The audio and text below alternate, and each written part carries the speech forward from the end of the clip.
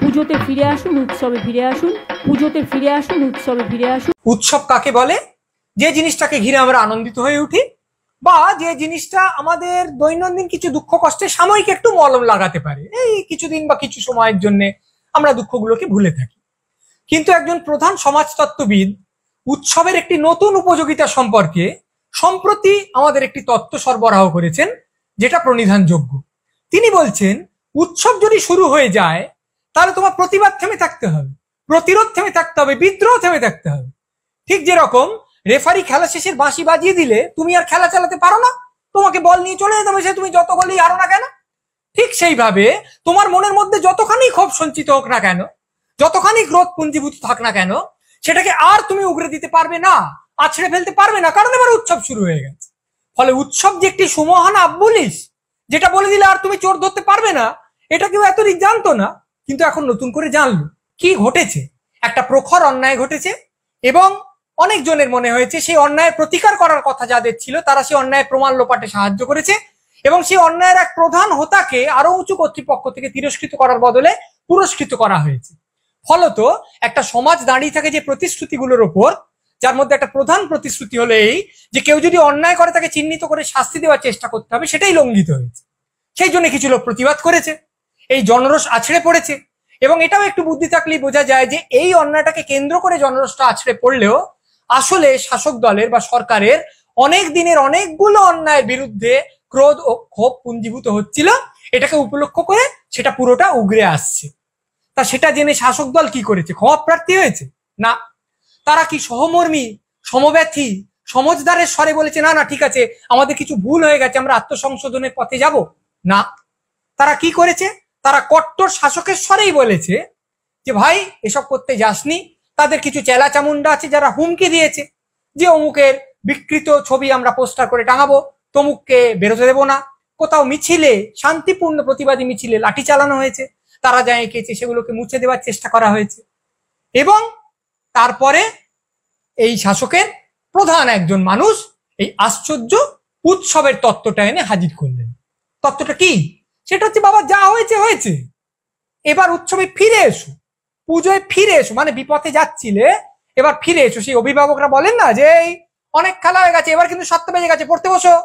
ফলে অনেক প্রশ্রয় দিয়েছি, অনেক ছাড় দিয়েছি, আন্দোলন খেলা হয়ে গেছে, বিদ্রোহ খেলা শেষ, এবার সোজা সুজি এসে আনন্দের স্কুলে ভর্তি হয়ে যাও, কারণ উৎসব শুরু। অর্থাৎ ঢং করে বাজনা বেজে গেছে। এতদিন উৎসবকে একটা সাময়িক নিরাময়ের কাণ্ড হিসেবে অনেকজন লোক অভিহিত করেছেন, কিন্তু কেউ উৎসবকে বলেননি যে এটি একটি সুদৃঢ় জবনিকা। এইটা যখন এসে পড়ে গেছে তখন এর আগে কি হয়েছে সেটা মুছে গেল। উৎসব একটা বিরাট ইরেজার, যা দিয়ে উৎসবের আগে যা হয়েছে প্রাক উৎসব সমস্ত অন্যায় মুছে গেল। এইবার শুরু হচ্ছে একটা আশ্চর্য মজার সময়।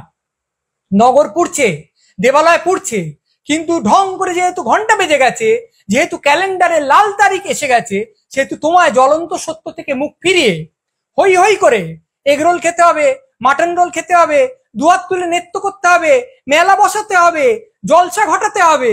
তার কারণ তোমার রাজ্য এগিয়ে আছে, এবং এগিয়ে এসে একজন দেবী ধরাধামে অবতীর্ণা হয়েছেন। খুব বোকা লোক বলতে পারে, বাবা তুমি কার পুজোকে কি ঢাকা দিতে ব্যবহার করছো গো?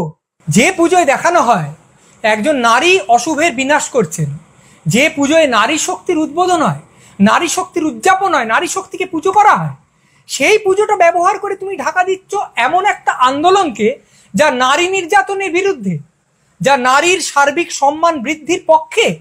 কিন্তু সব প্রতীক টতীক এইসব নিয়ে কথা বলে একটু নেকার। তার চেয়ে বরং আমরা সরাসরি এই কথাটাই আসি যে এটা উনি বলতে চাননি, উৎসবের ব্যাপারটা বলার সময় কখনোই এটা উনি বলতে চাননি, এটা উনি বোঝাতে চাননি। কিন্তু আমরা যারা খারাপ লোক তারা যদি টেনে টুনে কথাটা থেকে এই ব্যাপারটা বার করে আনি যে এবার থেকে যে লোকটা অন্যায় করবে ভাবছে, পরিকল্পনা করছে, ছক কষছে, সে যদি অন্যায়টাকে একদম উৎসবের ঘাড়ে ঘাড়ে এনে ফেলে, অর্থাৎ অন্যায় করার 10 মিনিটের মধ্যে কিংবা 20 সেকেন্ডের মধ্যে উৎসব শুরু হয়ে গেল, তাহলে তো আর ঝামেলা নেই। হয়তো অন্যায়টা তদন্তটাও থেমে যাবে, আর অন্যায়টা নিয়ে যাদের মনে খুব রাগ হয়েছে তারা রাগটা গিলে ফেলে আনন্দে সামিল হয়ে যাবে, কারণ উৎসব শুরু হয়ে গেছে। হয়তো লোক ছিনতাই করবে ভাবছে, ছিনতাই করলো, করে পালাচ্ছে, পেছন পেছন লোক ছুটছে, এর মধ্যে উৎসব শুরু হয়ে গেল। এবার ধরা হলো, পুলিশে দেওয়া হলো, আরে কি মুশকিল, ও তো উৎসবের আগে করে ফেলেছে, এখন তো উৎসব শুরু হয়ে গেছে, এখন আপনি চিন্তাটা নিয়ে ভাবছেন কেন? জানেন না, আপনি আপনার মতো আনন্দ করুন, ওর মতো আনন্দ করুন, বলে পুরো ব্যাপারটা মকুব হয়ে গেল, আর কোনো চিন্তা রইল না। আমি মেরেছি, ক্যাচ উঠে গেছে, বলটা উপর থেকে পড়ছে, ফিল্ডার দাঁড়িয়ে আছে, ধরবে, বলটা শূন্য, এই সময় উৎসব শুরু হয়ে গেল, তাহলে ক্যাচ ধরলেও আমি আর আউট হবো না? এ তো ভারী মজার ব্যাপার। তাহলে ঠিক ঠিক পরিকল্পনা করতে পারলে, একদম উৎসব অনুযায়ী জিনিসটাকে টাইটায় এনে ফেলতে পারলে, যে লোকটা অপরাধ করছে সে লোকটা গায়ে ফু দিয়ে শীষ দিতে দিতে বেরিয়ে যেতে পারবে, তার গায়ে আঁচড়টিও লাগবে না। আমাদের সবসময় মনে রাখতে হবে, আমাদের এক মহাকবি কি অসামান্য সমস্ত পংক্তি লিখে গেছেন, সেগুলো আমাদের মনে রেখে মাঝে মাঝে আবৃত্তি করতে হবে। সেগুলো কি? অন্যায় যে করে আর অন্যায় যে সহে, উৎসব তাদের ঘিরে নদী সম বহে, অন্যায় প্লাস্টিকে মুড়ে উৎসবের স্রোতে ফেলে দাও, ভেসে যাবে নানান হুজ্জতে। কি স্লোগানে ফেঁপে ওঠে রাজ্যের ভাবমূর্তি, অশেষ অন্যায় হোক, সঙ্গে হোক ফুর্তি।